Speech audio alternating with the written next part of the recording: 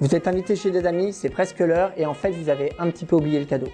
Vous êtes maintenant amateur de whisky, je suis là pour vous accompagner, donc forcément vous allez partager cette passion. Problème, vous connaissez pas forcément leur goût ou leur niveau d'expertise.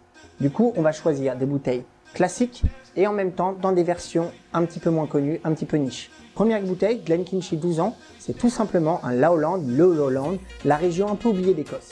Donc ce sera une découverte. Et Glenkinchie, je vais pas vous refaire le style des Lowland, mais en fait, c'est complètement moderne. C'est un whisky qui est vif, avec un joli fruité, des notes d'agrumes, c'est aérien, c'est frais, parfait pour un apéro réussi.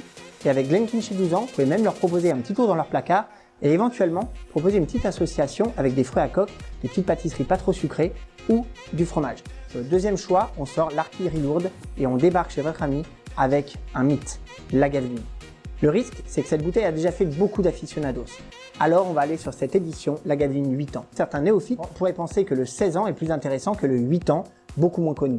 La réalité, c'est qu'à 8 ans, Lagavulin exprime tout son potentiel et la richesse de ses arômes, à la fois le côté racine, une note de tourbe incroyable, mais aussi une fraîcheur et une vivacité qu'on lui connaît rarement.